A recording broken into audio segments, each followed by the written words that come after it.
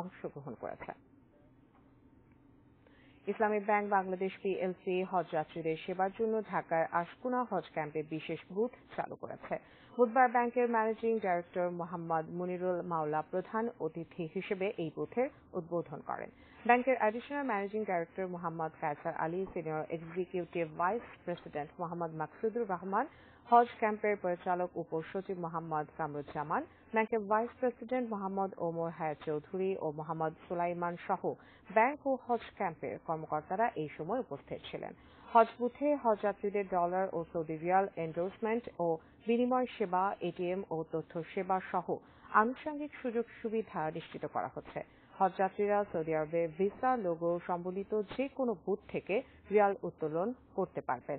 এছাড়াও হজ ক্যাম্প থেকে বিমান পর্যন্ত যাতায়াত নির্বিঘ্ন করতে বিমান বাংলাদেশ এয়ারলাইন্সকে ব্যাংকের পক্ষ থেকে বাস সরবরাহ করা হয়েছে।